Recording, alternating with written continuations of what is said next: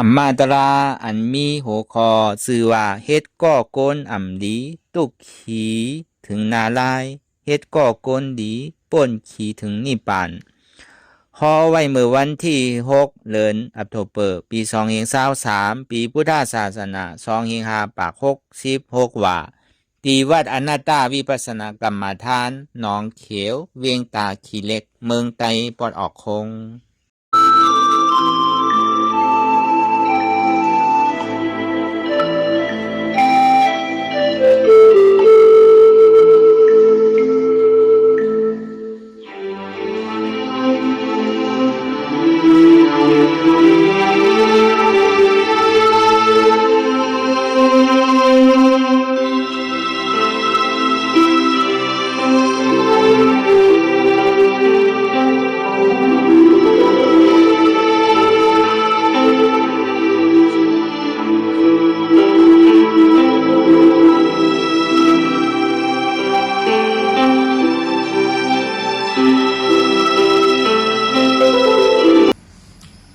รายการนั่งอนัตตาวิปัสสนาภาวนาหานยอดทำอนัตตาในเอาดังสุดในก็เรานั่งขาไก่กุดขากว่าทับต่างขาซ้ายก็อะไรอันนั้นขาซ้ายทับต่างขากว่าก็เลยมือสองคอนต่างตักก็ยอในไว้ตัวสื่ออย่าไปเคียงหน่อยอย่าไปหย่อนย้านนะพยาในเฮียรับหูเนอเปิดยานปิญญารับตาเนอเปิดยานปิญญาอยากโดยดีมันน้อวิญญาณธาตุใจดีอันหูนั่นอันไรเสียนั้นในที่มันพูดก่อเกิดขึ้นเป็นมาหนึ่งเขาหมอว่าเป็นอนัตตาอะไรอ่อนตั้งเขาไปหันเจ็บไปหันทุกข้าไปปองใส่เนื้ออนัตตาเดือก็โดยดีล้มเธอใจเขาออกอ่อนตั้งเธอใจเขายาวๆเธอใจออกยาวๆเธอใจเขาลึกๆเธอใจออกลึกๆเขาเกิดออกตายเขาเป็นออกลูกปองเกิดเวียบตายในแต่ว่าด้วยหลอกหลายในเขามีหยาดตั้งหันสื่อใจหยาดตั้งวนสื่อใจหันเฉพาะที่มันนำอุปเปิงแรงเอาตั้งแต่ชีโหต่อไปกินนั่นมีอันไรล่ะในที่ว่าเป็นเฮามีเฮาที่ว่าเฮาอุปเปิงพองอำสี่สั่งไรนั่น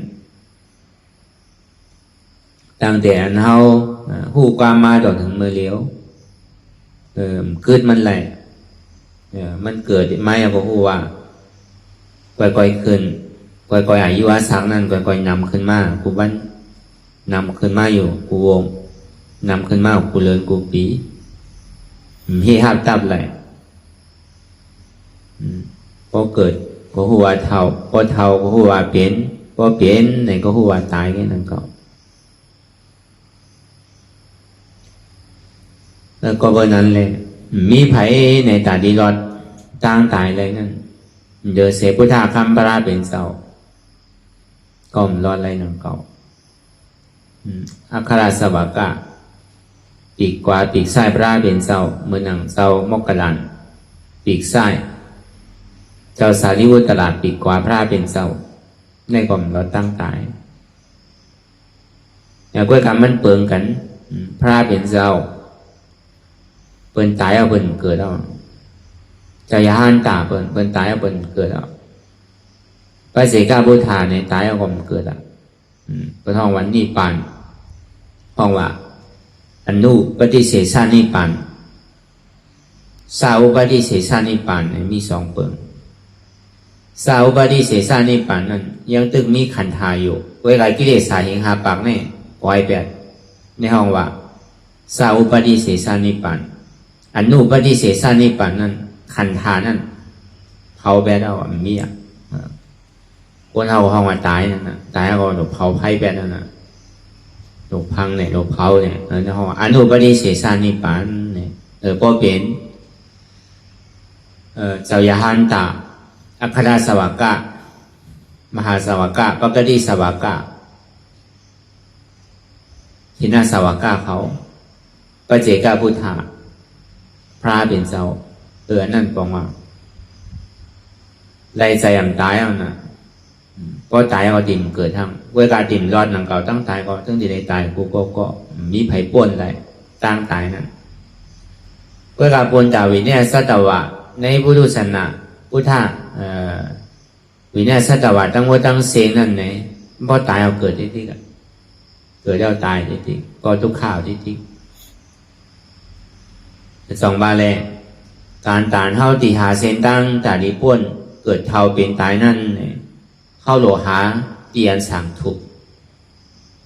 เตียนสั่งถูกในเป็นเนื้อปฏิรูปฏิสวัสสุจะผู้เปียจะกระดาปุญญาตาอาจารย์สมาปฏิทินจะเอตัมมังกรมุตตัมมังเนี่ยองเตียนเป็นสร้างตื้อกรรมตลาวะส่วนที่ห้องมาเป็นตีมังกลาวะเตียนมันมีรองตั้งชื่อสร้างตื้อกรรมตลาเนี่ยมันเป็นตีมังกลาวะแต่จงว่าเข้าใกล้เลยห้องบนมามังกลาคือมันเป็นมังกลาลีมังกลาเมียดใช่ไหมอีเตียพอเดียวในลึกๆมันวันนั้นเตียนมันเป็นตีมังกลานั่นเตียนเปินสร้างตื้อกรรมตลาแต่ที่ออกมุ่นพ้นร้อนในขอบตายขอบเกิดส่วนในห้องว่ามันเป็นตีมังกลาวะวัดอันว่านั่นก็มันวาสังในป่องว่าวัดสติที่เอเตนาที่วัดตอเนี่ยวัดอันเดียวว่ากว่าวัดอันว่านั้นกว่าวัดกัดซ้อมอันว่านั้นเพราะในป่าที่เป็นห้องว่าวัดสติที่เอเตนาที่วัดตอนั่นวัดตออันว่านั้นวัดสติที่อันว่านั้นเป็นตีจ้างตื้อกรรมตาดีออกป้นในสังสารวัฏทุกข่าวอ่ะส่วนในห้องว่าเป็นวัดสติที่เอเตนาที่วัดตอเนี่ยเจนี่เกิดฐานว่าเป็นวัดว่ะ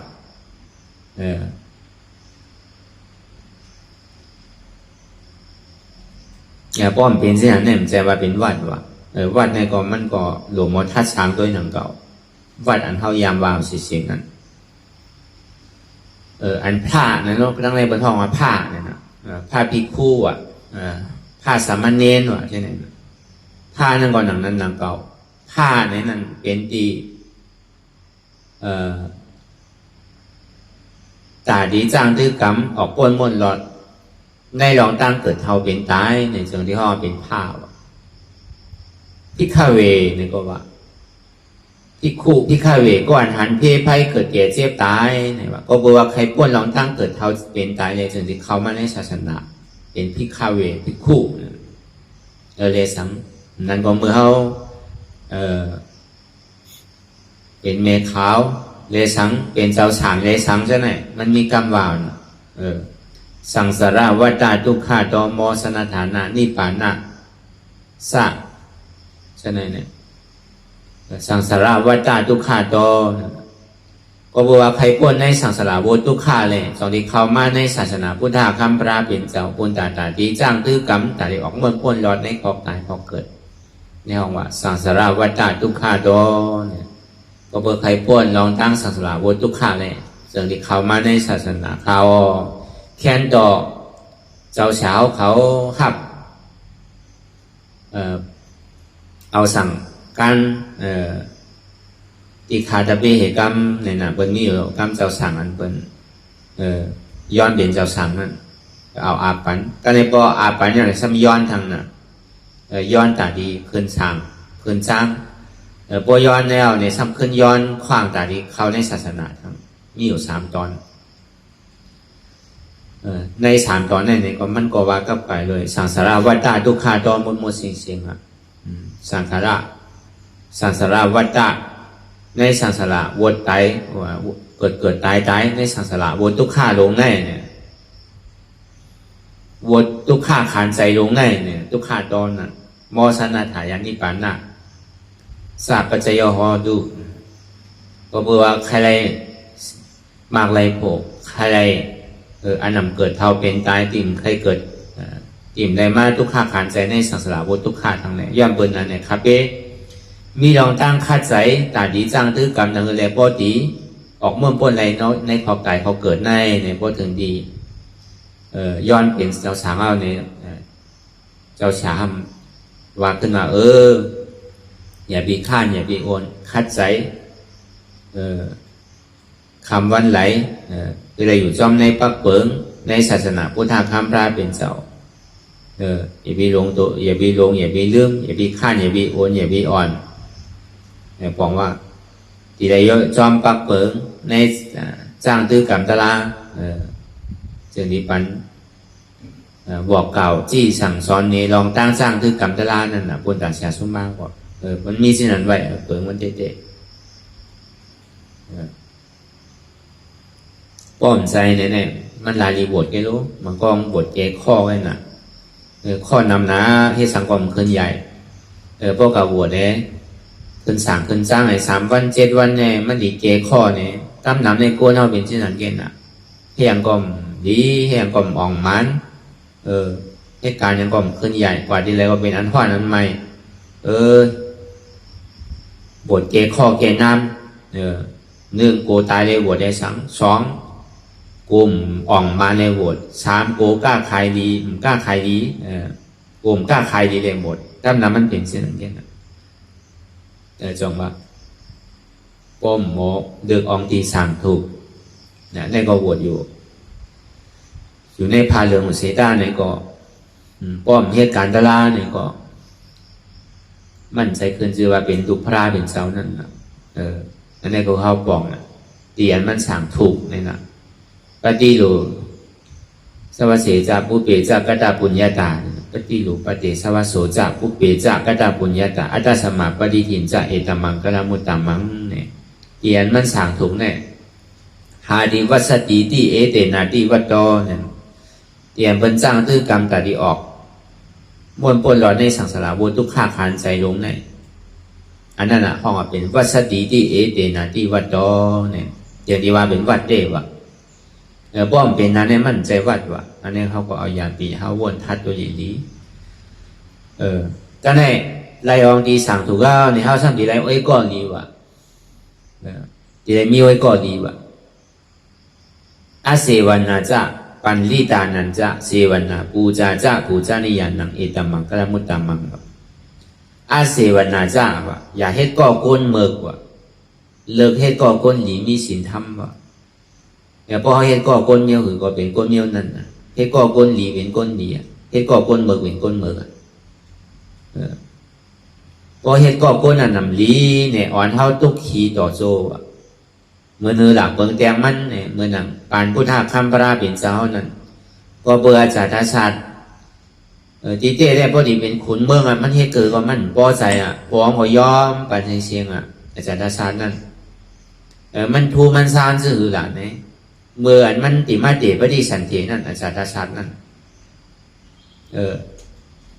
เป็นหอกเป็นหลับเป็นมีเจ้าในคือแรงกว่าม้วนๆว่า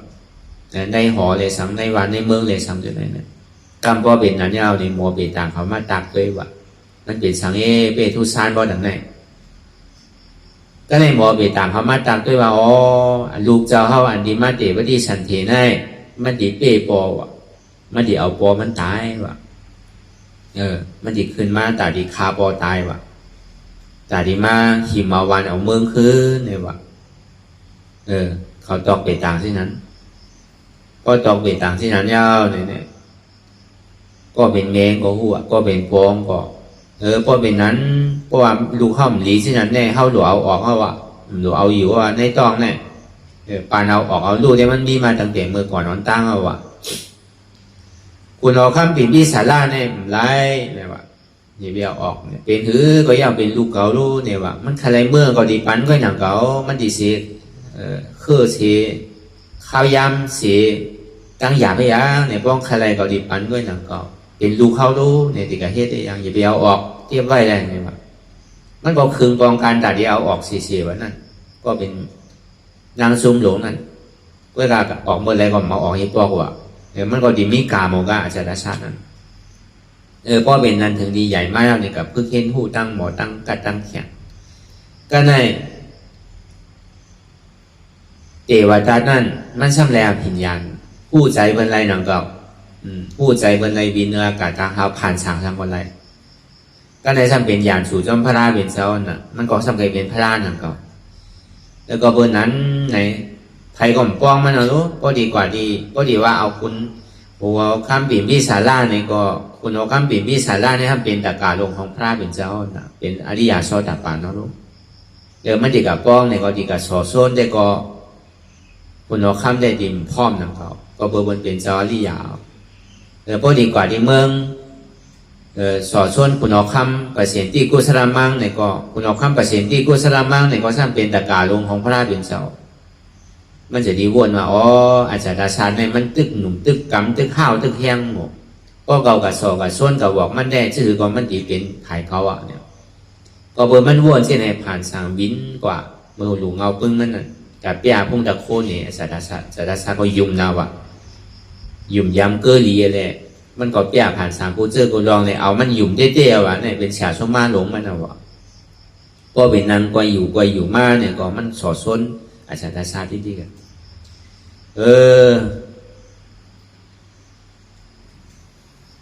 ปอจะเขาเนี่ยดีตายเมื่อไรเนี่ยวะปอจะเขาดีกลุ่มอยู่ที่ไหนเนี่ยจะเขาดีเลยแกนวันแกนเมื่อมเลยแกนยำมูเนี่ยวะว่าที่ไหนสอซ้นปัญอาจารย์ราชานั้นแถมปอจะเขาตายแล้วเนี่ยวะปอจะเขาเพย์เป็นคุณออกคำก่อเก่าก็สัมดีแถมพระล่าเนี่ยวะเก่าก็ดีเป็นพระล่าก็ดีเป็นก้นพวกปองว่าในสังขารทั้งหมดทั้งเสียงเนี่ยมันก็ขึงปองกันแต่ที่แถมปองเตวะเอามาลักเสริมดีในลูกปอมันนี่แหละที่อ่างแถมเตวะก็ในถึงมันยากไรเอาเนี่ยเฮ็ดสังหละลูกเนี่ยวะลูกมีตั้งพิษปอชื่อละปอว่าสั่งถูกใจละเนี่ยวะนี่อย่างแรกที่มาแถมปอใช่ไหนเนี่ยวะมันก็ใครในน้องตั้งว่าใครเป็นคุณอคำวะเพราะใครเป็นมันก็อย่านังปอปันไรเสียเนี่ยวะปอก็อาปันเตวะนั่นอามันเป็นคุณวะสิ่งที่อาเป็นขุมเนี่ยเนี่ยก็มันก็มีอำนาจใหญ่แล้วนะก็ในปอปอกมากขึ้นดีเดี๋ยวว่าตาเราเมื่อเหลียวในเก่าเลยเป็นขุนเนี่ยปอกับว่าอาปันเนี่ยมันซ้ำอยู่ซื่อก็ปล่อยอยู่ที่นั่นก็มันไรนะเนี่ยเดี๋ยวเอามันตายเนี่ยว่าเมียวโกนเท่าเนี่ยมันหมอเล่มันหมอเปลี่ยนมือปันเจ็บปันเพราะใครไรมาซ้ำหมอเอาขึ้นเนี่ยว่าก็เป็นนันดีไรให้ถือละเอามันขังคอกันนะทำไงให้เราปฏิไรยามยินยามถ่อมรู้เอาขังคุกขังคอไปปันกินน้ำปันกินข้าวปันส่งข้าวเมื่อดูเงาปึ้งมาเดียวหึงส่งหนึ่งปอกเพื่อกับตัวเมื่อไรก็ยังตึงหนุ่มยังตึงเข้มหมู่เพราะเป็นนั้นในที่ไรให้ถือในเครื่องป้องกันซื้อก็ไปตายง่ายๆเนี่ยเมียสำคัญรักใจว่าเสียๆโลกบางปอก็เอาข้าวสังกัดปันก็ในปอมันหู้ที่นั่นเนี่ยก็มันทำอย่าไปเอาปันโตปันลายๆไงถึงตีเมียเนี่ยก็เอานำพื้นนำสังตาจอมโตกว่าปอมากกว่าจูบจอมตัวในกินกว่าเขาเจ้าเจอยู่กว่าบางปอก็เอาใส่ในคนหัวก็ในการนึงสุดมากกว่าตึงปันใจเอาว่าเป็นนั้นนะคือมันดีตายไว้เนี่ยเอาผ้ามีเธอขามันเอาเกลือทุกใส่แล้วก็เบอร์ทางหลังมือมันอยู่ในท้องมันก็พายสร้างเสียงดีกว่าด้วยเขากับที่เงาเลี้ยงพระเป็นเจ้าดีอยู่เนื้อร้อยกิจกุลนั้นมันก็ด้วยแล้วเอาปีตีอะไรยังกว่ายังมากกว่าตายนั่นน่ะพวกเป็นนั้นก็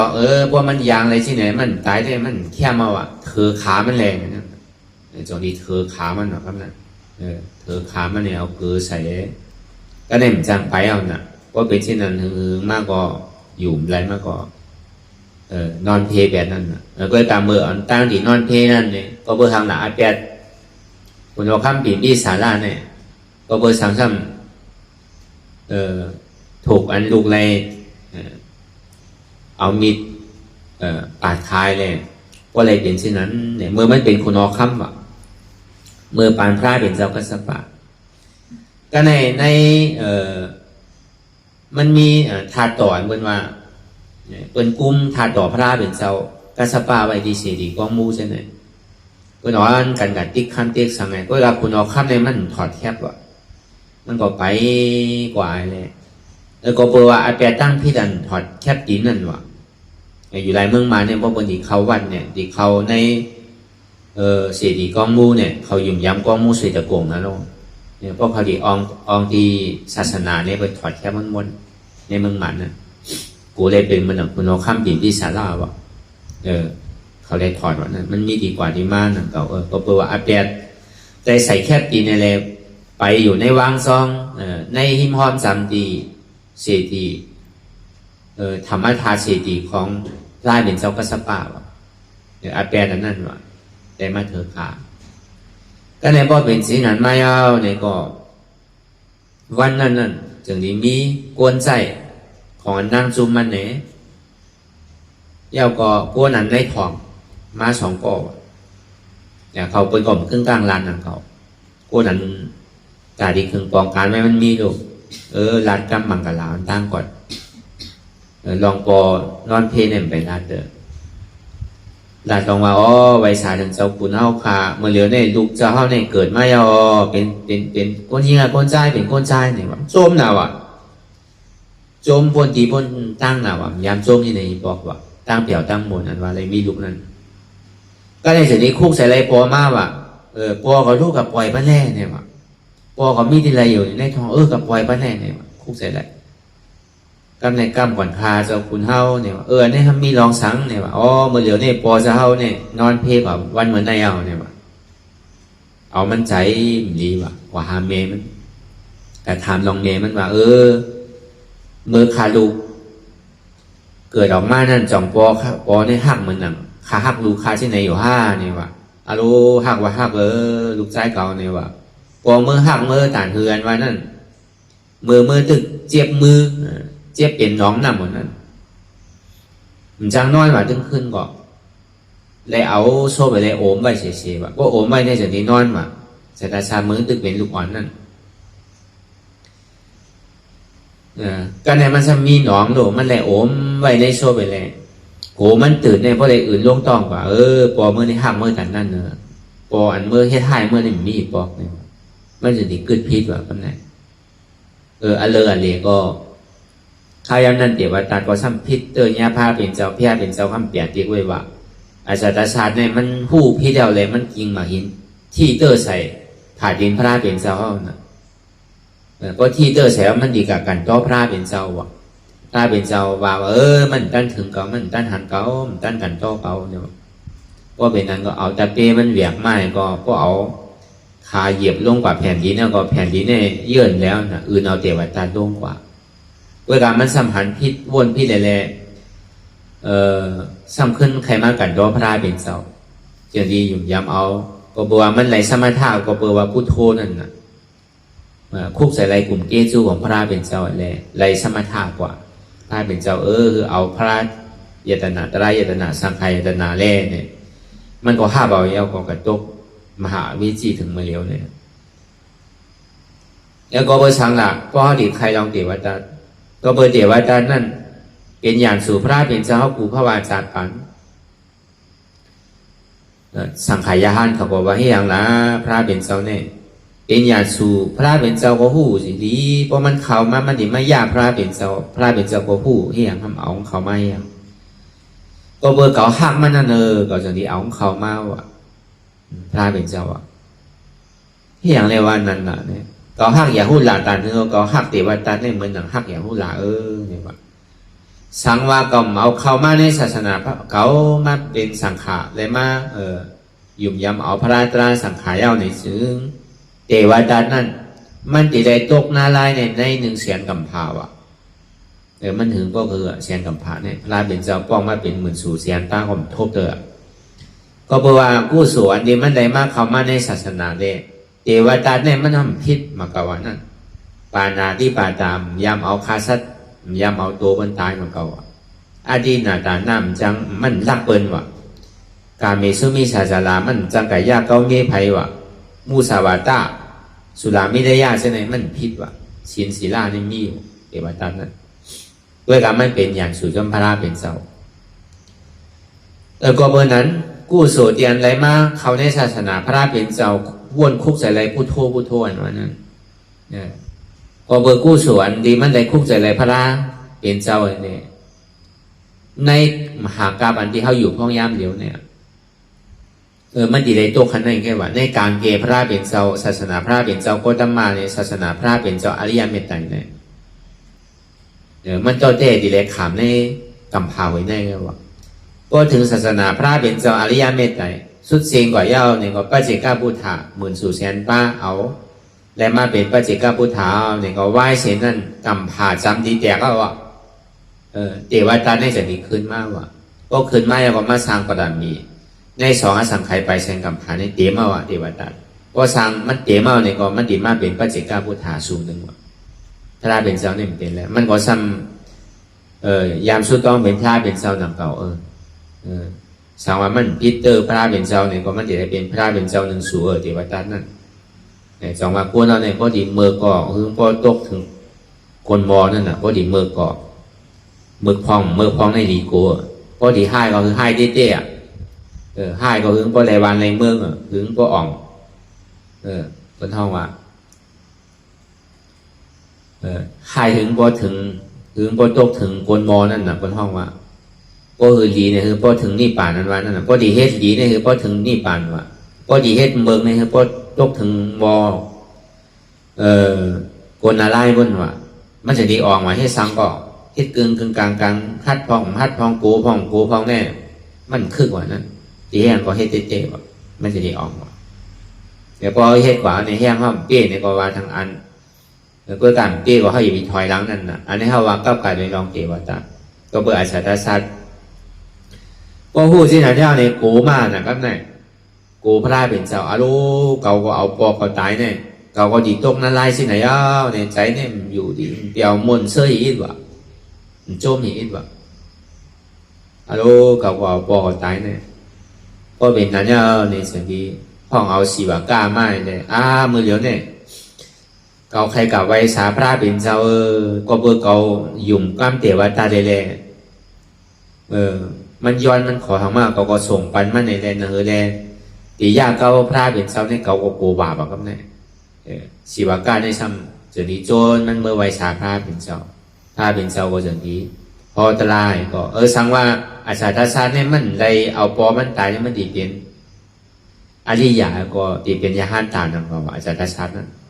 แล้วก็บอกว่ามันเอาปอมันตายไปเลยเพราะว่าที่เตอร์ในอนันตริยกรรมนั่นในอนันตริยกรรมหาปึงเนี่ยเอาปอตายลงได้เป็นแค่ว่าซื้อพระเป็นเจ้าเหมือนสู่แสนสู่มาห่อปันกลมป้วนอะไรวะจังเฮ็ดซื้อวะก็เปิดวิปากาวัวเนี่ยมันเฮ่ไว้วะก็วันนั้นแหละไหวเสนันมาเนี่ยพระเป็นเจ้าเขาจะนี้ต่างเอตกตาภายอันยุ่มยำเรือเปิ้นศรัทธาเรือเปิ้นเนี่ยเป็น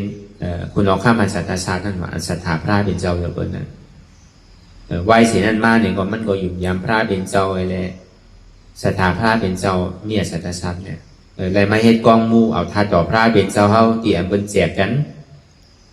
เอามาจุ้ยเลยมาเฮ็ดเสียดีกองมูธรรมนาไว้ก็เป็นศรัทธาชาติเนี่ยอ่อนโหเนี่ยเลยเฮ็ดก่อนนั่นไหวเสนันมาเนี่ยผู้สูงก็เฮ็ดนำหนังเก่า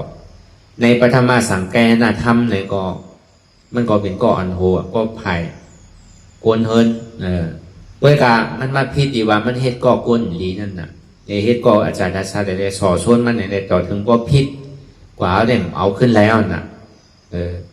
ในก็เบอร์ไหวเสนันมาเนี่ยสิ่งที่ขึ้นมานอมความสู้พลายเป็นเสาแหละ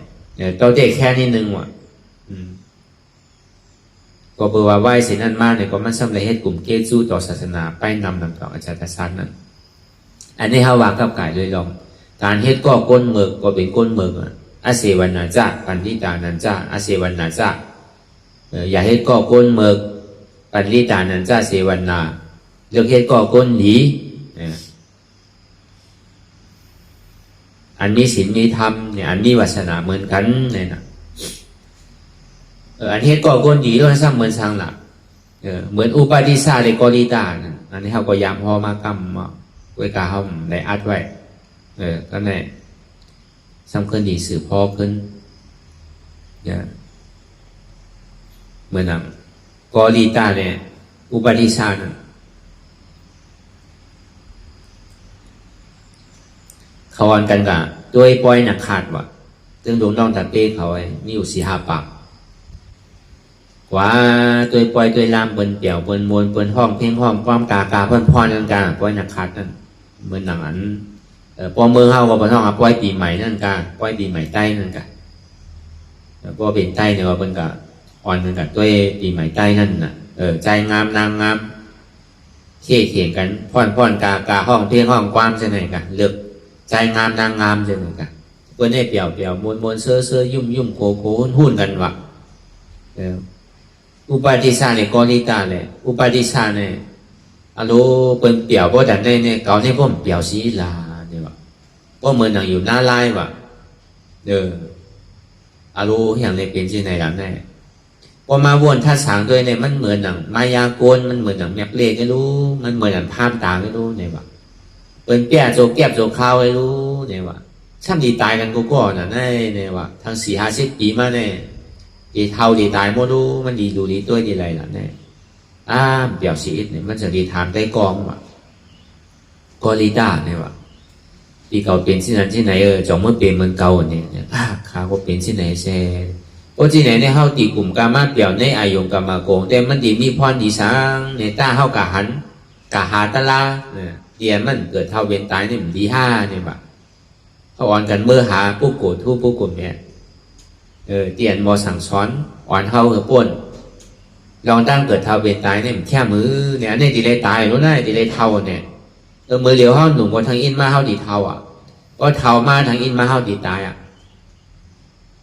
เพราะฉะนั้นก็ดีโอ้ยก็เมื่อเขาอ่อนกันเมื่อเนี่ยว่ะในเมืองเขานั่นซัมมี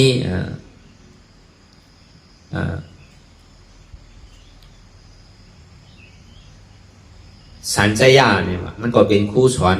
เป็นฉลาดลงวันนะมีชื่อมีเสียงหนังเก่าสันใจนั่นเป็นชาเด็กที่หมอสั่งหมอสอนเบอร์หนังเก่าเขาก็อ่อนกันเมื่อหาหมอเฮียนเอาตีเสียเด็กที่นั่น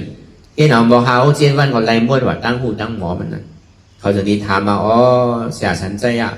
ตั้งหูตั้งหมอจะเขาในมีขันได้แค่ว่าสองมีทางว่ามันมีอ่ะสู้เดียวอ่ะมีทางเอาอ่ะ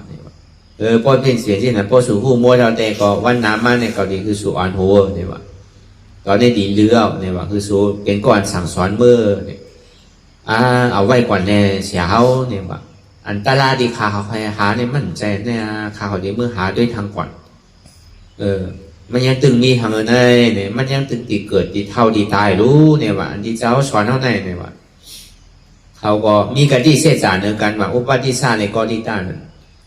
แต่ก็เนี่ยว่าเพราะว่าเจ้าเฮายาพอแต่ก่อนยาเสียสุมาดีๆเนี่ยเข้ากากันกูก็ว่าอย่าไปกาซ้อมกันว่ะก็อะไรหนึ่งภายกว่าพวกไก่ญาตลาหลีตลาทั่วเนี่ยแค่ต่อมาบอกในการพองเนี่ยว่าเขาก็แยกตั้งกันกว่าวันนั้นถึงที่แยกตั้งกันกว่าเนี่ยก็อุปาทิสานั่นสร้างบัตรพรมยาปัญจวัคคีย์5เจ้าอันเป็นพ่อว่าเจ้าอัสสจีนั่นเมื่อปานพระเป็นเจ้าดีพิวศาสนาเนี่ยก็เป็นปีนั่นน่ะไหว้เสียออกว้าวก็ถ้าเป็นเจ้าว่าเลยปฐมาวาดาวเนี่ยก็แจกเพลกันกว่าก็ป้าอย่างมีการจ้องกัน2เอาตลาเดียนสุหาหันอะไรเป็นนั่นน่ะก็บอกเนี้แต่ตาเขาซ้อมพักซ้อมเดียนเขาย้อนกินคอคือกินเมื่อนั้นอากูโซลองตั้งเมือกอันนั้นดีตั้งโมตั้งเสียงวนดีลัดดีเฮ็ดดีซะนั่นน่ะอันเก่านั่นอย่างที่เขามาวนมาหลานมาเฮ็ดอากูโซใหม่เตียนย่ำไปย้ำเฮ็ดนั่นนี่คือมันเฮ็ดกู้โซใหม่เตียนย่ำไปไรในคัดใจเฮ็ดเขาไรกู้โซเก่าเตียนเขาย้ำเฮ็ดไว้ป้าไว้เสียนั่นคือไปป้าจ้อมตัวเขาเสียเอาตะลาอันเสียจ่าอันดีสุเลยคู่หันอันหาอันไรเป็นนั่นก็บอกสอนปันเขาเนี่ยถ้าเป็นเจ้าก็บอกนี้ลูกน้องแต่เป้กว่าก็ป้าพอป้าคำไหนก็ในเจ้าอาซาเจียนก็เลี้ยงสุดปัญจวัคคีย์5เจ้าในอันเดเลลีนาวะลองอยู่ลองเศร้าลองกว่าลองไปก็เหมือนวนเจ้าต่างป้าวะมันเหมือนเปิ้นวะอันเดเลก็ลีกันตุ้งซ้อมตุ้งสังลองอยู่ลองเศร้าลองกินเนี่ยเพราะว่าเจ้าอุปาทิสาหันเนี่ยอารมณ์ศรัทธานะวะยามหันนี่บอกว่าชื่อก็เจ้าป้าในมันตีมีตะลาเข้มตีมีตะลามันเกิดตายแน่เนี่ยมันตีเป็นตะลาเด่นเฮาใครเนี่ยไทยหาเนี่ยว่าที่นั่นว่ะพอเป็นการเล่าเนี่ยก็มันก็จอมโกนเจ้าอัสสจีก็ว่ากับปัดปูปันดีอยู่ที่เศร้าเอาน้ำเอาสังปันเนี่ยมันเจ้าซุ้งดีๆเอาเนี่ยก็มันเจ้าเดือดดีถามว่าไว้สาถึงเจ้าเขาผ่าเจ้าเขาเป็นลูกน้องตะเป้ไผ่ว่าต้าเจ้าเขาเสียสมมาเจ้าเขานี่มีสังพอเลยตอนไหนเจ้าอัสสจีว่ามีเด็กที่มาในเขาขี้ทำนะมันเจ้าก็พ่อนำ พวกเกาหลีห่อน้ำในก็เกาต้องตึกบวชมาใหม่แกเนี่ยว่าก็มันจังห่อเข้มๆเนี่ยเมียวขาในคำมีปียาขาอว่าตอนเด็กห่อหนึ่งอีดอนหนึ่งก็ขาในหมอทัดสังอะไรขาเนี่ยว่าแค่ตัวเจ้าห่อแบบนี้อีกตัวอะไรเนี่ยเดี๋ยวห่อน้ำเนี่ยว่าว่าตาพระเป็นเจ้าเนี่ยว่าตาพุทธพระเป็นเจ้าเนี่ยพอมีอาจองก็มีอาโจเนี่ยว่าพออาจองรับว่าอาโจรับเนี่ยว่าอาโจทุกข้าในเป็นสังนาการเตียนเท่าไรมากเกิดเท่าเป็นตายของเมื่อเร็วเนี่ยเป็นทุกข้าในห้องว่าทุกข้าเส้นจากเหตุทางเราอาจองในลูกตีตัณหาความอยากใครเคยเป็นมาอันนั้นเป็นอาจองทุกข้าว่าเหตุทางเราอาจองทุกข้าห้องว่าตัณหานั้นก็เบอร์ว่ามีตัณหาเลยสองที่ไรคือโอ้ยเนี่ยสัตวานี่เกิดเท่าเป็นตายเนี่ยว่าเว้ยกันเสียนตั้งเปลี่ยนเพราะว่ามันมีอาจองทุกข้าก็มีอาจองสุขาเพราะมีอาโจสุขาก็อาโจทุกข้าก็อาโจสุขาในมีเนี่ยแต่ดีรับเหตุทางเอาอาจองไรนั่นเนี่ยดีเลยเอาตั้งหันนันหมานแมนตั้งวัวนันหมานแมนเนี่ยพวกปองก็ห้ามเมือเลี้ยวก็สมาธิที่หันทุกข้านั่นน่ะหันเหตุทุกข้านั่นน่ะสมาสังกัปปะว้วนมาเหตุทุกข้าเป็นอนัตตาอันอ่อนโหโทนาตั้งหมดตั้งเสียเนี่ยก็เปิดรอพาโตสะดีเตมันว่าก็เปิดเก่าก็เปิดอัตตาได้ที่วิกิจิสาอ่อนโหโทนาเลยมันจะดีเกิดลองตั้งเกิดเท่าเป็นตายจะนี้ทุกขาที่ที่พอเอาอัตตาที่อันเก่าเนี่ยออกไปเดียวเนี่ยก็สมาธิที่หันเหตุทางเอาจ้องทุกขาสมาสังกัปปะว้วนมาอ่ำอู้เปิงพ่องำเหนือมันแหละอนัตตานั่นหาหันตัดถึงนั่นเอาลองตั้งอริยเสจาสีเพราะเหตุทางเอาอันจ้องตัณหานั่นอัตตานั้นตัวกว่าเย้าเนี่ยก็ผลอาโจเนี่ยก็ตกกว่าเพราะผลอาโจตกกว่าห้องมานี่ป่านนี้ก็เย็นนั่นอันนำเกิดเท่าเป็นตายนี่โลธาเสจานั่นก็เกิดขึ้นคำเดียวแต่พอดีว่าเต้เนี่ยก็มันจะห่อลองหาตัดถึงหาสังสิ่งนี้มันก็หานั่นน่ะจะอุปนิชานั่นหาสังน่ะหานำเกิดเท่าเป็นตายน่ะเตียนมันอะไรมาเกิดเท่าเป็นตายเนี่ยมันก็เป็นแห้งสังเวก้าวน่ะเป็นทุกขาเสียจ้ารู้แล้วก็เบอร์เขากับตัวปอมเนี่ยตัวปล่อยเนี่ยอันเท่าไรมาเกิดเท่าเป็นตายเนี่ยเป็นทุกขารู้เนี่ยเหตุที่ให้เขาเกิดเท่าเป็นตายเนี่ยเขาหาตะลาเหตุทางเงามันเนี่ยมันลูกดีอะไรมากคำพูดน่ะว่าอะไรมายินจ่อสัจจิว่าลูกดีอัตตาได้ที่มิจิกิสาลูกดีโลภะโทสะโมหะดีเต้มันเปลี่ยนปอดลูกดีตัณหาอัตตาได้ที่นั่นเกิดขึ้นมาพวกอัตตาเอาเก่าออกไปแล้วพวกมีเก่าเอานี่ก็พวกว่าเต้ก็ว่าตาพระเป็นเจ้านี่เป็นอนัตตานั่นน่ะมันมีเก่าอู้เปิ่งพองงำเหนือมันเลยพวกว่าอัตตาตัวกว่าเย้าเนี่ยก็ผลอโจทุกข้าห้องว่าเกิดเท่าเป็นตายเนี่ยก็รับกว่าเข้ากับห้าป่วยผลอาโจสุขาวันนิโรธาเสียจ่าอันนำเกิดเท่าเป็นตายเนี่ยก็พูดมากคำเหลววางเก้าไก่เลยลองหาหันแก้พรนั่นก็เหมือนกันพอเป็นนั้นมาเนี่ยก็จะอุปนิสาเนี่ยเป็นอริยโสดาปันนะตัวเตะเลยยินตะลาอาจองทุกขาเลยอาโจทุกขาพอมีอาจองทุกขาอาโจทุกขาเนี่ยก็มีอาจองสุขาพอมีอาจองทุกขาอาโจทุกขาก็อาจองสุขาเลยอาโจสุขาเนี่ยมีเพราะเหตุทางเราอาจ้องทุกขารับกว่าเยาวกว่าผลอาโจเนี่ยก็รับกว่าผลอาโจสุขาเนี่ยก็เกิดขึ้นมากห้องอาหารไรหอดนั่นเพราะเป็นนั้นเนี่ยเจ้าปฏิสาวเนี่ยก็เป็นอริยโสดาปันนั่นเดียวว่าตัวเตเลยถอมตะล่าสี่ขอเลยแต่ลองอาจ้องทุกขาอาโจทุกขาอาจ้องสุขาอาโจสุขาเช่นนั้นแกเพราะเป็นนั้นเนี่ยก็มันจะในไวสาเจ้าอัศจิไวสาถึงพระไวสาถึงเจ้าเสียสุมาเจ้าอัศจิ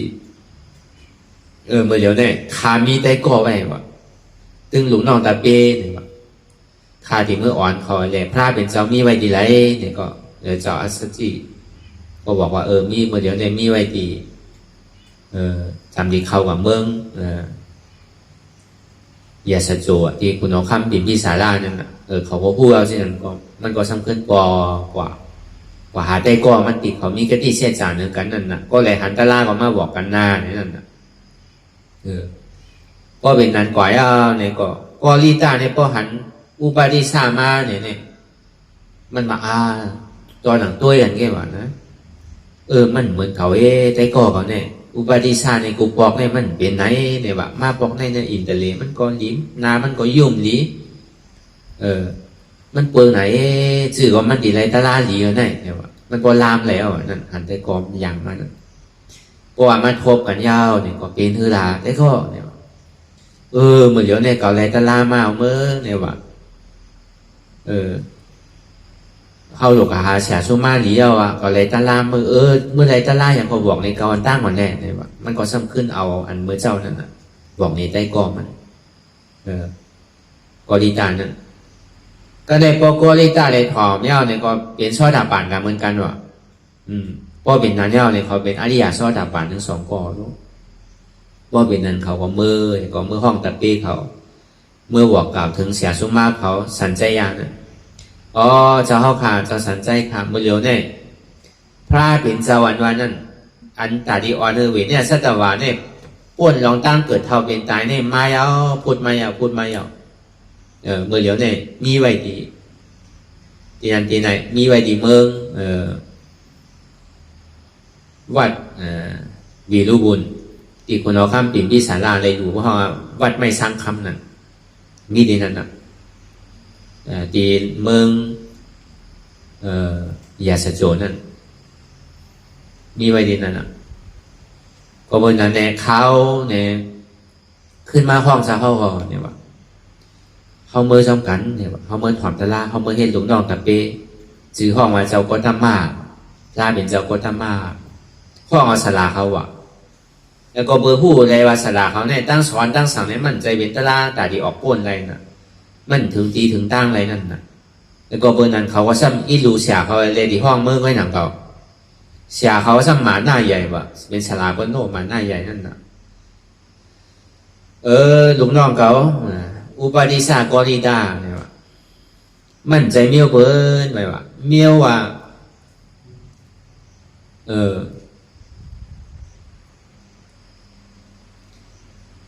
น้ำใหญ่ในสัมติกาจูน้ำเล่กันมาเนี่ยมันใจเมียวมันเนี่ยว่ะมอใหญ่มอน้ำน้ำใหญ่มอน้ำนั่นสัมติกาถอกจูอันน้ำเล่ในมันใจเมียวมันเนี่ยว่ะมันก็บอกว่ามันมีชื่อเสียงใหญ่นั่นนะเป็นเสียชุมาหลวงอ่ะเนี่ยเมียวสลาเนี่ยดีกว่าหานเรียกเลยเนี่ยมันเป็นไรนั่นนะอันที่เปรมัน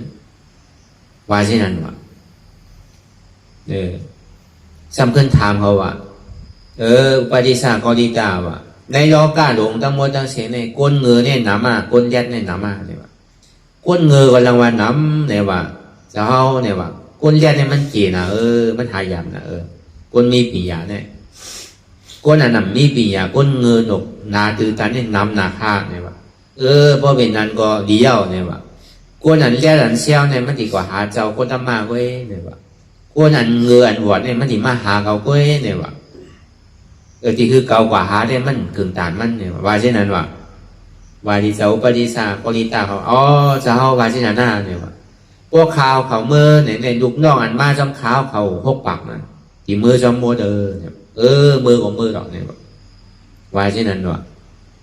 พอเป็นนั่นมาเย้าเนี่ยก็เขาจนกันมือมันเจ็บใจพวกเนี่ยหักก็ออกเลยว่านั่นสัญญาณนั่นก็เบอร์มันเสียหลายแต่ก็ลูกน้องมันหนานั่นก็หักออกเลยว่าเพราะเป็นนั้นเนี่ยเขาเมื่อถ่อมตราพระเป็นเจ้าเพราะว่าลูกตีไก่มายาวเนี่ยพระเป็นเจ้าก็ห้องเอาคนเดียวปีกซ้ายปีกขวาเขาไม่เอาอุปาทิสากอริตะมายาวพวกเขามายาวเนี่ยก็มาย้อนเป็นลูกน้องตะเปพระเป็นเจ้าก็ห้องเอามาเอฮีบิคูเนี่ยเขาว่าเย็นเป็นเจ้ายาฮันมาเทเมื่อนังอายุ50 วาก็ยังตื้อเป็นซ้อตาปานอยู่เจ้าสารีวุตตาลาเจ้ามกรานั่นตื้อเป็นซ้อตาปานอยู่พระเป็นเจ้าจังที่ต่างซื้ออุปาทิชานันว่าเป็นสารีวุตตาลากอริตานันต่างซื้อว่าเป็นมกราสาลีเนี่ยห้องกับเมเนี่ยเป็นเครือปุ่งหน้าสาลีเป็นสเทห้องว่าสารีวุตเนี่ยเป็นดุสเทสาลีเนี่ยเขาเป็นเครือสาลีมกรานั่นก็เหมือนนั่นก็เป็นเครือมกราปุงหน้าเขาเป็นสเทเหมือนกันพระเป็นเจ้าสันติว่าปีกกว่าพระเป็นเจ้าในห้องว่าสารีวุตระปีกซ้ายในเป็นมกราแล้วก็ในบ่เป็นนั้นเนี่ยก็อันจ้าลุงน้องตะเปเตียนมาซ้อมนั่นใน6 ปักนั่นเพราะพระเป็นเจ้าห่อตะลาหารตะพรนั่นง่ายๆก็หนังก็อาหารเทียบถึงนั่นอาจองทุกขะอาโจทุกขะอาจองสุขะอาหาร ตัดถึงนั่นนะหาสังหาทุกขหันสังหันเหตุหางเอาอจองทุกขาตัดสังตัดอัตตาถึงสังถึงกว่าที่เป็นอนัตตาก็หารแก้พอเจ้าเนี่ยก็อันเป็นทุกน้องแต่เปมาจอมสารีบุตรตลาเขาจอมบอกกระลานเขานั่นเนี่ยก็พวกปากเนี่ยเป็นยาห้านตากว่าเช่นเวลาเจ้าสารีบุตรตลาเนี่ยจอมบอกกระลานไปเป็นเถอะก็เพื่อสังหนักเขาตึ้งก้างยุ่งเถอะเขาหยาดเป็นยาเขาท่าตัวอย่างนี้ก่อนไปเป็นทั้งตึ้งเป็นซ้อดาบานไงก็เป็นงานเนี่ยกับเฮตลาจอมบอกกระลานเมื่อเลินในข่าวต่างห่างกันบอกว่า1-2 วงเจ้าโมกขลาเป็นยาหันตาเจ้าสารีบุตรลาเขาจะนี่เป็นยาหันตาก่อนต่างก็เป็นต่างยาหันตาก็เนี่ยไหวสินันมาเนี่ยพระเป็นเจ้าจึงดีต่างอิทักตาเจ้าสารีบุตรลาเนี่ยเป็นปีกาพระเป็นเจ้าเป็นก้อนมีปียาตั้งหูก็เหลือเสียพระเป็นเจ้าในนับประสองในเป็นเจ้าสารีบุตรลาก็อันนี้พุ่งตะโคใหญ่กว่าเมืองผีเมืองสางเลยพอถึงเมืองเปสิผมมีอะไรนั่นพุ่งตะโคหมอวินหมอลำลินอะไรนั่นเป็นเจ้าโมกขลาในปัญญทักกถาไปลองตั้งปีญาเลยไป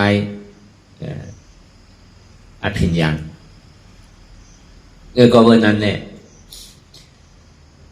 ไหวเสนันมาเนี่ยพระเป็นเจ้าก็บอกว่าพุ่งตะโคหลวงนอนตะเป้ก็แคมนำหนาโลเหมือนเจ้าโมกขลานั่นกว่าหันไผ่ในเมืองผีมาเนี่ยก็มาบอกเนี้อุดิสาตั้งนำว่าคนไหนเลยอยู่ติดในศาสนาพุทธคำพระเป็นเจ้าเขาต้อเต้อยู่เขาหนึ่งเจาะต้อเต้อยู่เต้หนึ่งแหลมต้อเต้สาธุโหมจอมมือเรือเนี่ยกับเป็นคนผีนั่งผีอยู่เมืองผีคนนั้นอันเกิงเต็กที่เขานั่นอันเขาอยู่ในศาสนาเนี่ยพวกกับวัดเมืองนั้นละให้เป็นเขาหมดว่ะก็เป็นที่นั้นมาในลาบหลาผ้าเต็กที่เขาในเกศองค์ว่ะลาบหลาผ้าของพุทธศาสนาเนี่ยใหญ่ขึ้นมีก้นหยุ่มย้ำขึ้นมากที่นั่นน่ะก็เบอร์นั้นแหละเขาคึงบองการต่างดีเฮทางเจ้าโมกขลานั่นเขาอ้างที่เอามันกับจางโจรอยู่5 ปากแต่ที่เอาเจ้าโมกขลาตายนั่นแต่แวร์รอบมันสมียผินอย่างนี้วินไปเป็น2 ปอกว่ะผ่าน3 ไอ้ปลายที่มันตันหูโตดีกว่าก็ในกำเนิดสุดมามันตึกอยู่ในเถินป่าตีหนึ่งตึกเขาสมาบาทอยู่เขาพระราชสมาบาทอยู่ก็ในพอเป็นมันวนด้วยอาติกาลาปนมาเนี่ยมันเป็นเฮ้เนี่ยว่ะมันจะที่วนมาก็เปว่ามันก็จำที่เอาปรินิพพานเนี่ยว่ะเมียว่าพระเป็นเจ้าแหล่มหาสวัสดิ์อัครสวัสดิ์ก้าในภัยที่เอานิพพานอ่อนตั้งเนี่ยว่ะเจ้าเมียวอัครสวัสดิ์ก้าในที่เลยเอานิพพานอ่อนตั้งเนี่ยมันถึงข้าวยามโหลเอานิพพานเนี่ยแล้วก็เบอร์นั้นแหละมันก็ถึงที่จุดเนี่ยก็เมื่อโจรเขามาเนี่ยก็มันก็ไปเขาก็ป้อทุบเนี่ยหลุกเนี่ยพยอยหมดว่ะวางปันนะเขาว่าถามว่ามันตายพอดีเป็นเช่นนี้เต็มสั่งทุกเนี่ยมันถึงที่เขาสมาบาเนี่ยก็เขานิโรธาสมาบัติเนี่ยก็จู้สังให้เป็นขึ้นในจากที่วิเมื่อกันก็พระเป็นเจ้าไวสาถึงพระเป็นเจ้าค่ะลูกน้องตะเปในสังสารในข้าสังวังคาไรพิษไรเปิงเดอเสพระเป็นเจ้าเนี่ยก็แค่ต่อพระเป็นเจ้าอย่าดีปันเพปันไพ่คือว่างพังปันไข่กัมเนี่ยว่าดูครับมอกกะลาเอ้ยว่ามันมีตั้งเหตุเขาตุ้มเตอร์ใส่นี่มีเฉยร้องเนี่ยว่าในวันเหมือนในคาดูทีเลยเอาปรินิพพานทีเลยเอาดีไรเนี่ยทีเลยเอาดีหมักหินทีในป่าเลยตีนึงนั่นก็เป็นงั้นนะก็ดีเมื่ออันทีเลยหันดูกำนันสุดเนี่ยดูภาพเก่ากำนันสุดเนี่ยแค่นต่อคอตลาเปียพุ่งตะโคนเนี่ยอุดิศาตั้งนำเลยเจ้าโมกขลาก็วิ่งขึ้นกว่าในโจตัน7 โจตันวิ่งขึ้นมาไวสาพระเป็นเจ้าถาดินพระเป็นเจ้า7 โจตัน6 5 4 3 2 1ก็เอาอยู่เหนืออากาศทางหาวฮอตลาพอฮอตลาก็อำลาพระเป็นเจ้าก็เอาปรินิพพานถ้าเป็นเจ้าเขายาหันตาเขาเมื่อสร้างโจเจ้าโมกขลาเจ้าสารีบุตรลาก็ดังนั้นก็นี่ก็เมื่อเดี๋ยวเนี่ยเจ้าโมกขลาก็เขาเนี่ยเอาปรินิพพานเนี่ยเขาในสัมผัสนี้เมื่อไรล่ะมันจะดีวนเขาสมาบัติด้วยเนี่ยทั้ง7 วันว่ะเจ้าสารีบุตรลาก็ ที่เอานิพพานก็เป็นนั้นในส่วนนี้เมื่ออำลาพระเป็นเจ้าไว้สายถึงพระเป็นเจ้าค่ะข้าดีมาอำลาปอกกะเฮิรนที่เมื่อเอาปรินิพพานสังว่าในสังสารเตียนเท่าไรว่าภาวะในสังสารเนี่ยเหมือนตึกสร้างปรามีกันมาต่อถึงวันเมื่อเลี้ยวเนี่ยต่อถึงว่าเป็นยาห้านตากว่านั้นสังว่าคาลูกได้พิษไรเปิงเนื้อเสดีพระเป็นเจ้าเขาเนี่ยก็แค่นต่อพระเป็นเจ้าเขาว่างขว้างปันคาลูกอีกครั้งมีลูกหักเขาสารีวุตตละก็ว่างข้างปันกูเจอกูลองทางเชื่อบ้านคาลูกตีเมื่อเอาปรินิพพานที่วันเมเลี้ยวเมื่อไปเมื่อเดือนนั้นเมื่อไปได้ผ่าเดือนนั้นเนี่ยแค่นต่อพอตราปันปุริสาตั้งนำอันดีเลยไม่อยู่ที่ไหนมันก็จะนิบินขึ้นกว่าเนื้อกลางเฮาเมื่อหนังเจ้ามกกะลานนำเก่าเจ็บจนตาในโล่งมาอยู่ตั้งเนยในพอตราว่าอำลาพระเป็นเจ้าของเมื่อเจ้าสารีบุตรตละก็ในพอปองเมื่อดีขึ้นเมมันยาวในเมมันสัมเป็นติ๊กที่ว่ะไปยุมศาสนาเตอมีรูเจ็ดก่อว่ะอันมีรูเจ็ดก่อในเจ้าสารีบุตรตละในเอากับวดมุ่นบ่เราว่ะเป็นเจ้ายาหันตามบ่เราน้องมันนั่นพกก่อนตึงน้องยิงน้องชายมันก็ใจลำนาวอ่ะมีไผ่แต้นเคอมันเอาลงมีไผ่แต้นเจอแต้นเคออย่างน่ะตั้งแต่มันออกกว่าเนี่ยหันมันมาเห็นปอกเนี่ยว่ะอุปาทิชาเนี่ยใจก็ใครมาถามมือเท้าโยเนี่ยว่ะพวกใจไรเฮิรนมากใครทาก็โยแน่เนี่ยว่ะวนในใจมันที่นั่นว่ะมันก่อนลองวนเพราะเป็นที่นั่นก็มันมาบอกนี่เมย์มันเนี่ยเอาป้าลุงน้องตัดปีมาเนี่ยเมื่อได้ตีมันนอนมากิ้งตีเฮิรนเนี่ยเลี้ยวอ่ะมันเจ้าก็ทำเป็นต้องกาดต้องหนองมันน่ะใกล้เขียวเลือดว่ะเมื่อมันเจ้าที่เอาปรินิพพานนั่นก็ในพ่อจำเตียงขึ้นมาเนี่ยมีคนปีสีเจ้าลงมาก็เอาก๊อกอันขี่ก๊อกสังกัดถอกกันก็ในพ่อจำเตียงขึ้นมาเนี่ยคุณผีเสียจานนั้นลงมาว่ะมาลุ่มลาปัดเพียวหมิบโนนก็ในพ่อจำเมืองเลี้ยงมาในคุณช้างมาว่ะคุณมหาเปียมหมานั่นมาลุ่มลาด้วยถึงเจ้าสารีบุตรตละเมมันในหันว่ะถึงตื่นเจ้ามาในอารุเนี่ยว่ะมันจะเป็นเดียนเมโก้ไก่น่ะเขาโก้ไก่เอาคำหันนี้บอกว่าคุณผีนั่นก็ได้หันในหางในการหันนั้นเตะอันมามืออ่อนตั้งจำดีเตียงขึ้นนั่นมือปฐมายามนั่นเป็นห้องวาสานาลูกเนี่ยว่ะคุณผีสีเจ้าเนี่ยว่ะเป็นคนผีสีเจ้านั่นเนี่ยว่ะลูกในแม่เลยคนผีสีเจ้าวันห้าเนี่ยว่ะพอดีเอาในวัดวาเด็กก็มันเหมือนกับปีกับปีอันปัดเพียวๆจำว่าไงพอดีเอาคนผีสีเจ้าวานั่นเนี่ยว่ะเนี่ยมันก็แตกเนื่องเหมือนนำอันมาเหมือนเต็งขึ้นนั่นโน้เป็นคนเพี้ยนั่นคุณจอมเพี้ยนั่นเนี่ยว่ะคุณมาฆ่าคุณเชจ้านั่นเนี่ยแต่พอดีแตกในศาสนาเนี่ยก็มันเหมือนหนังตะกาก้อนหนึ่งเขาว่าตาดีดุมล่าอยู่จำหมูเสียงแกเนี่ยว่ะแต่พออันจำเมืองเลี้ยงนั่นไปหางเนี่ยนั่นเป็นคุณช้างเนี่ยว่ะพอดีว่าเนี่ยเหมือนเจ้าช้างเนี่ยว่ะคุณช้างนั่นเหมือนเจ้าช้างป้าเนี่ยมาอยู่ที่พร้อมปัดเพียวๆที่นั่นแกเนี่ยลูกให้แม่เลยเสียคุณผีนอแม่เลยคุณสีเจ้าแม่เลยเสียคุณผีนอแม่เลยเสียคุณช้างนอกกำลังว่าแม่เนี่ยว่าพระมันก็ว่าตัวมันแม่นำต่อ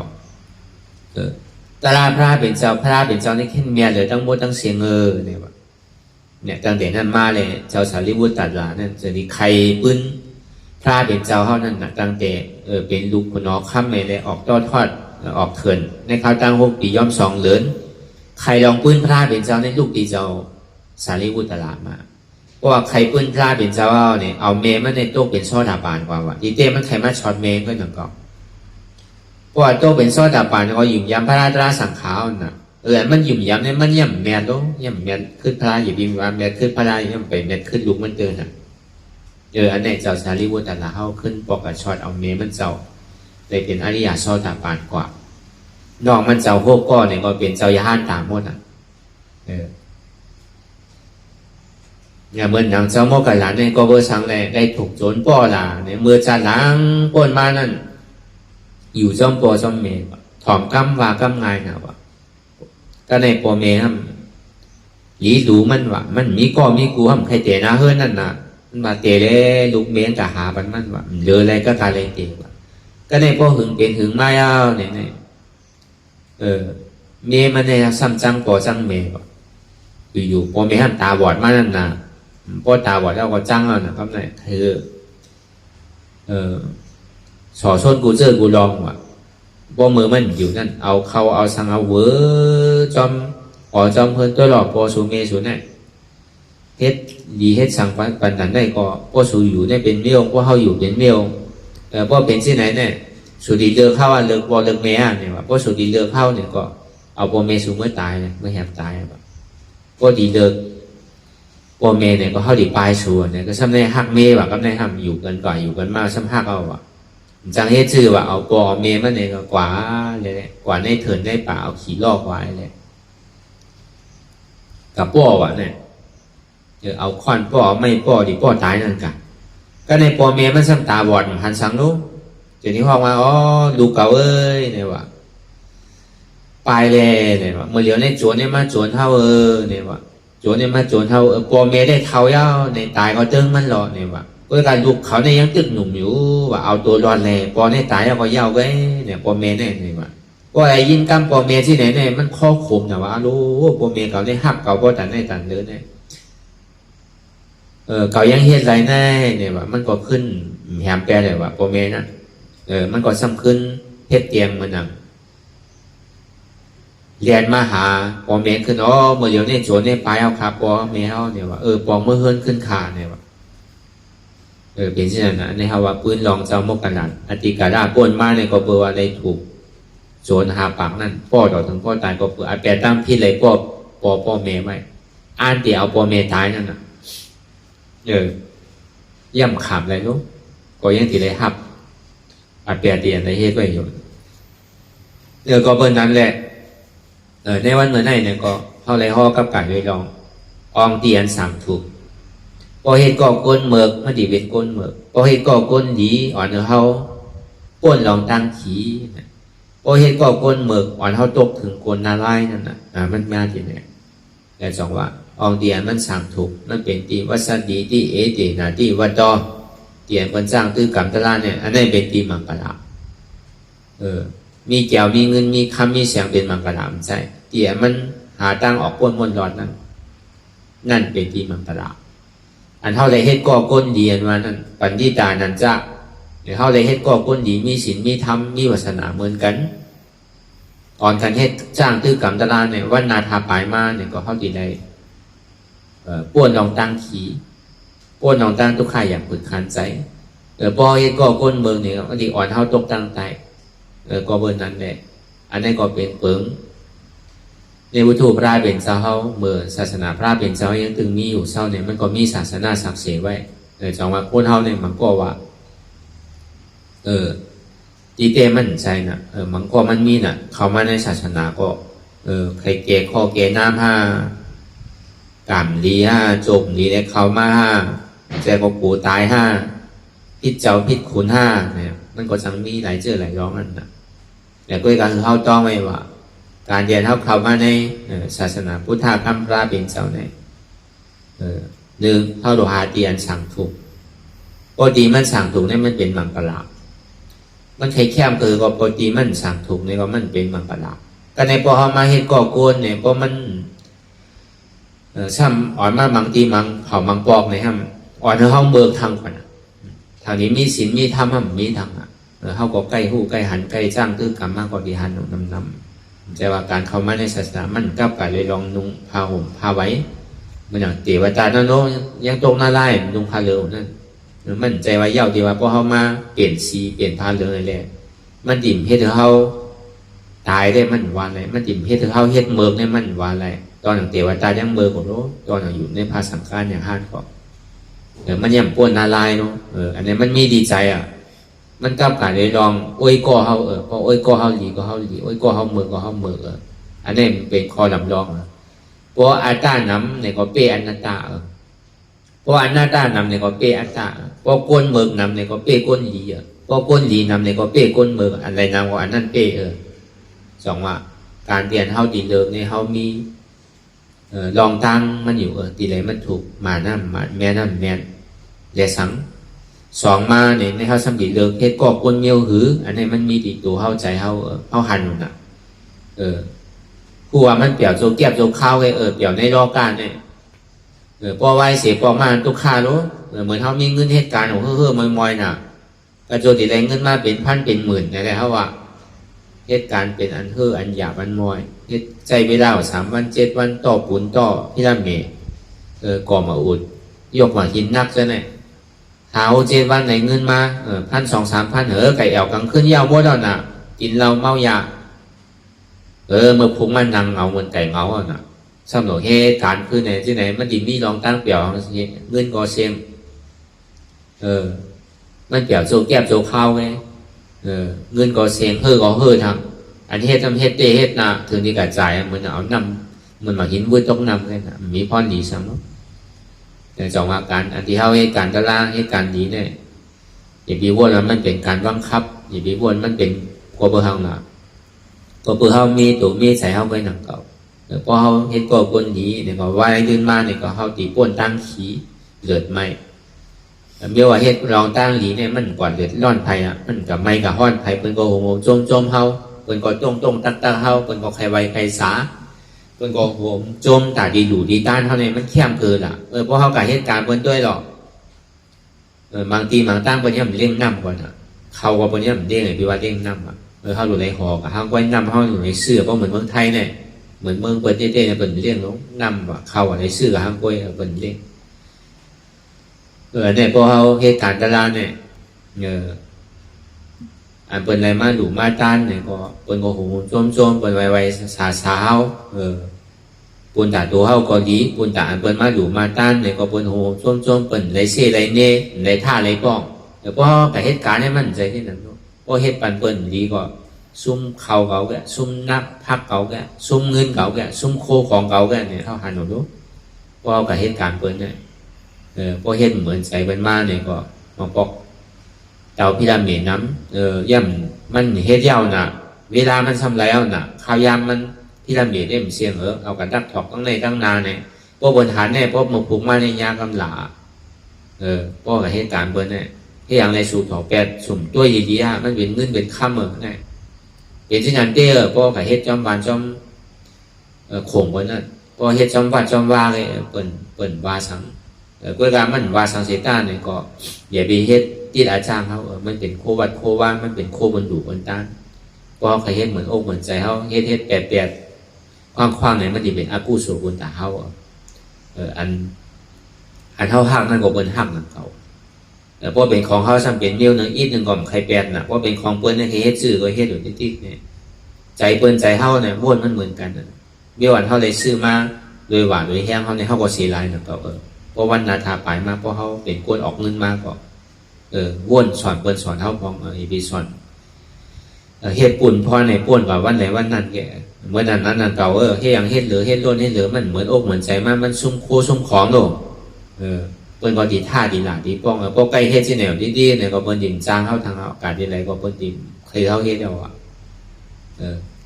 มันเป็นที่ไหนการมันเป็นอันหยาบมันเย็นนั่นน่ะการเฮ็ดเร่งต้องเร่งใช้ได้มันต่อง่ายๆมันเป็นขี้ป้องขี้หลาขี้ท่าขี้ทบมันเป็นขี้โชคขี้กรรมหมดการถ้าเราหามาโดยหวานโดยแห้งเฮาดินจับการโดยรองตาลาน่ะมันมีเมื่อเย้าเมื่อสุดเป็นหยาดสู่กันโจในแลจัดน่ะมีเมื่อเย้าเมื่อสุดเมื่อเติมนั่นน่ะด้วยการเพราะเหตุการณ์ตลาดเนี่ยมันกึ่งเทิบอันเท่าไรอยู่เศร้าอันเท่าไรกินไรว่ากูเสื้อกูลองการเท่าก่อเหตุห้อมซุ่มนั่นน่ะเท่าก่อเหตุการเท่านั้นการตลาดเนี่ยน่ะมันเป็นการเท่าดีเปิ้นปลูกซ้อมมันนั่นคือแหละมันติดขึ้นไว้เท่าหลงใกล้ลุ่มลาด้วยถึงมันเอานำโหดลุ่มลาเยียวยามันนั่นคือแหละอันเปิ้นปลูกไว้เนี่ยมันติ่มซุ่มหลอกซุ่มลายนั่นแต่มันกึ่งตานั่นก็เขาว่าก็บนนั้นเนี่ยก็เอายาปีเขาวนดีเขาตีให้ซื้อเนี่ยก็การเรียนเขามาให้การตลาดเนี่ยได้ขึ้นจะถือว่ามันเหลืองยาชื่อเนี่ยปันลีตานันจ้านั่นนะเขามาให้ก็ก้นดีเฮ็ดไรเกิดก็ว่าขันนั่นค่ะ ค่เนอเสเอาดีเฮ็ดลองตั้งอันเหมือนอันเดือดอันไม่อันฮ้อนมันก็ดีเหมือนนะแต่ว่าตาเตียนเฮาว่ามามื้อเช้ามันใจเป็นลองอับปุ่มนะมันเป็นลองเต้ก็เฮามือกาปานพ่อยามเดียวก็สิอันเนาะก็เฮ็ดต่อก็ก้นเบิกด้วยอาจสิเป็นคือก็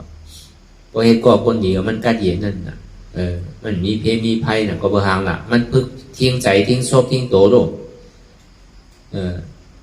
มันใจลาลีลาวากว่าก็กับพอเฮ็ดเช่นนั้นเนี่ยแต่มันใครว่าชื่อว่าใครเฮ็ดชื่อเฮ็ดใครว่นชื่อว่นนี่ที่ก็มันเป็นพี่ลึกลำกับพี่ก่อนที่นั่นน่ะจังว่าการตลาดเนี่ยมันเป็นการตาดีให้เขาออกป้นม่นดอดในสังสารบนทุกข้าจังว่าอันนี้ตานันจะเฮ็ดก็ก้นดีอาเสวันนาจะอย่าไปเฮ็ดก็ก้นหมึกนั่นว่านะมันเป็นที่ก่อนที่มานะฮะแล้วก็วันนั้นในพวกเราในหลวงรอบการเนี่ยมีไผ่รู้แต่ที่พวกเราตั้งเกิดเขาเป็นตายเนี่ยที่เลยตายกันกูก็อันนี้เขามาหาตาลาเดียนเกิดเขาเป็นตายเพราะเขาติ่มในตัวเพราะเขาติ่มทุกข้าทางใครทุกข้าทางเขาหลวงมาหาตาลาเดียนเกิดเขาเป็นตายสองว่าตาลาเดียนเกิดเขาเป็นตายเนี่ยเป็นอนัตตาการเข้าดีพวกเราตั้งอันเกิดเขาเป็นตายในเข้าหลวงพูดจักอันไรตีมันใจมันใจอันไรพิษมันพิษอันไรเข้าถูกดีมอบหันในหมอวนว่างเลยนะทีแล้วเอามีสมาธิที่หันทุกข้า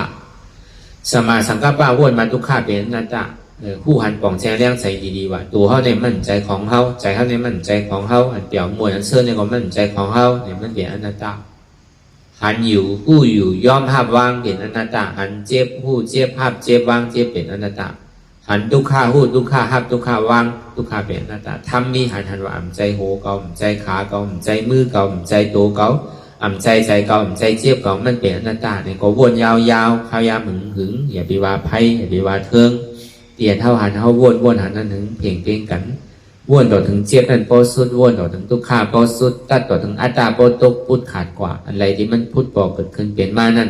เราปอหมอวนวางแก้ตัดเปลี่ยนอนัตตาไหลเนี่ยสาธุสาธุสาธุ